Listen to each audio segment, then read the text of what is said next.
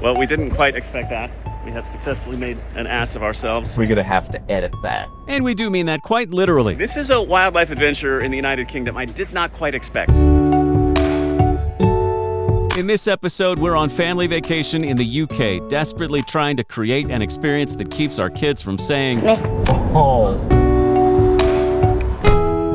So how do we do that? We're getting out of London, trying some authentic British food, and hitting the road for an adventure in the English countryside. Quarter of a mile, turn right into the car park. No bones about it, we're going to show you some cool things, from castles to scenic villages to oceanfront adventures to the coolest cottage we've ever stayed in to the place where they filmed some of the best Harry Potter scenes. Look, London is fantastic, but if you really want to enjoy England with the kids, get out of the city and into the countryside and enjoy this kind of view. And we're doing just that as we explore the UK with kids in this episode of Window Seat.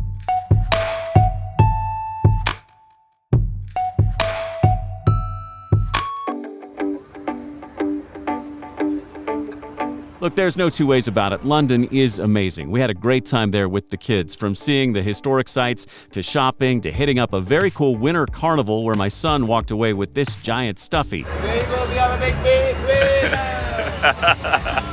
Thank you. It is a great place to explore with your children, and you absolutely should do that. In fact, I'll put a link to our London with Kids episode in the upper right-hand corner right there and in the description below, so you can see some of the best ways to explore the city with your children. But for this episode, we wanted to get out of town and see what else this great country has to offer for families. So we hit the highway. Destination, a very exciting place called New Forest. New Forest, England is a fantastic destination for families. It offers a mix of natural beauty, outdoor adventures, and family-friendly attractions. Located in the south of England, primarily in Hampshire, the New Forest is a vast national park known for its ancient woodlands and picturesque villages, and above all, well known for its wild ponies and donkeys. Yeah, the shopkeeper at the restaurant where we just ate told us that pretty much everywhere you go in and around this part of New Forest, you're going to find either donkeys or ponies like this. These look bigger than ponies. These are full-grown horses there, and they're just standing along the side of the road. They're very aware of what's going on around them. They've been staring at us since we got here, but it's just such a staggering sight to look off the side of the road and see these wild horses all over this part of the UK. It's definitely worth the trip. One of the biggest draws of New Forest is its famous wild ponies, which roam freely across the park. Kids love spotting these beautiful creatures, along with the donkeys, who were looking for a snack when they nearly commandeered our vehicle. This is the weirdest thing I've ever seen. One of the other great things about this part of the UK is the great outdoors. We were here on a rainy day, but that didn't stop us from getting out into the woods.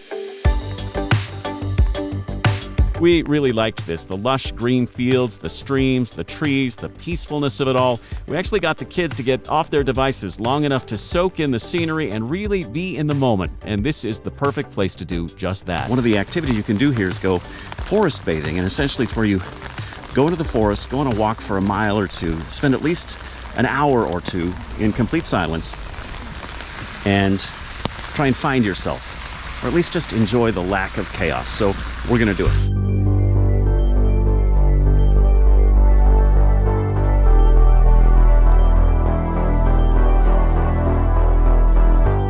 Yeah, these may not be the ideal conditions for forest bathing with all the added noise, but when you think about it, this is nature, and maybe that's all right.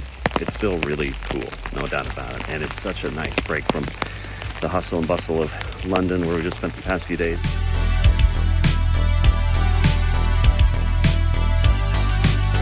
A few miles down the road and right along the coast of the English Channel, we ran into Milford-on-Sea. It's a charming coastal village in Hampshire, England, known for its stunning seaside views, family-friendly atmosphere, and a variety of outdoor activities that make it an excellent destination for visitors with children.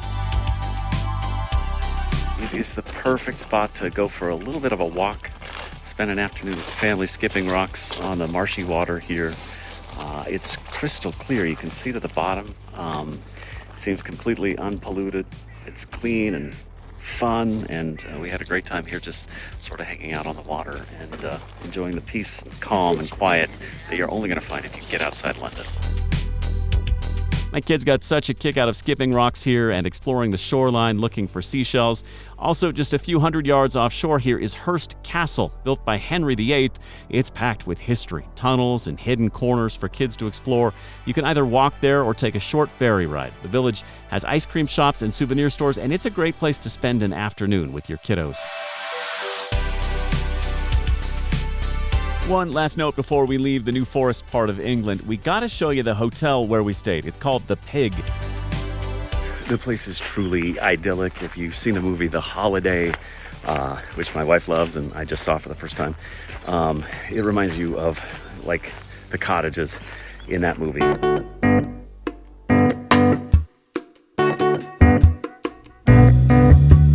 We had our own little cottage, and it was the coolest, coziest place I think we've ever stayed. Now, it is pricey. I think the cottage runs about $800 a night, but we saved up for it because we wanted to have at least one night with that charming English country cottage experience. There are several pig hotels and restaurants throughout the UK, and I'll put a link to them in the description so you can see exactly where they are and what they have to offer. But if you're going to splurge on one thing the whole trip, this probably should be it. It really was worth it.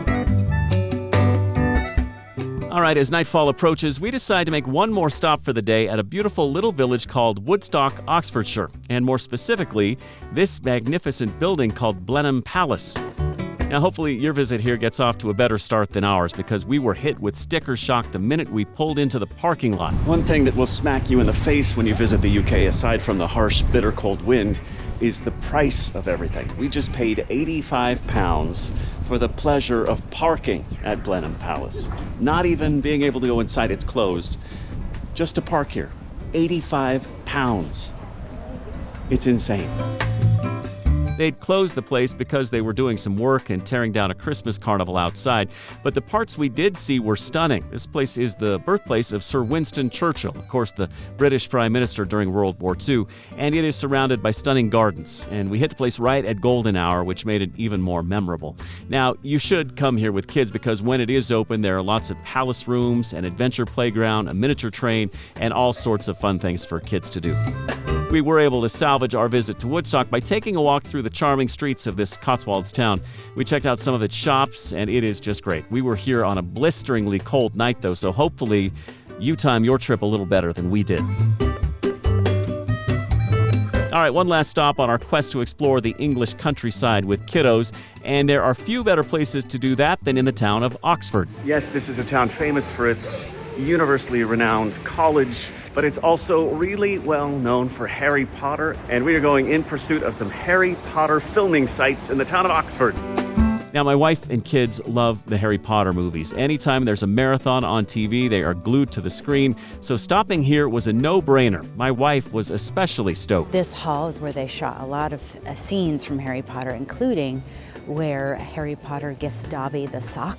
Among the sights you'll see here, the Bridge of Sighs, which apparently wasn't actually in the movie, but looks very Hogwartsy, so lots of people take pictures here. And right around the corner is the New College cloisters, which were used for key scenes in Goblet of Fire, like when Draco Malfoy turned into a ferret. There's also Christ Church College, which inspired the Hogwarts Great Hall, the staircase at Christ Church, used in the Sorcerer's Stone, the Bodleian Library, used for several different scenes, and the Divinity School, used as the Hogwarts Infirmary. As a big Harry Potter fan, what's it like to be here? It's cool. Yeah. You can see that, the awesome part about filmmaking is that you can take something that's pretty small in actuality and make it look marvelous and grand with some green screening. I think New College is one of the best in town. It's around about £8 to go in for an adult. Yeah. Another good one is Magdalen College down there. Now again, timing was not on our side. We visited Oxford while the school was on Christmas break and most of the buildings were closed, but we did get to experience just enough of the movie magic to make the trip enjoyable. After the campus tour, we explored the beautiful and historic streets of Oxford, which are overrun with gift shops, each filled to the brim with Harry Potter bric-a-brac. They love that movie here because it is the gift that just keeps on giving. What's striking to me is that so many people are still so into this movie, and it's been 25 years since it first came out. A quarter century, and folks have been lining up to come to places like this just to sort of engage in that film tourism.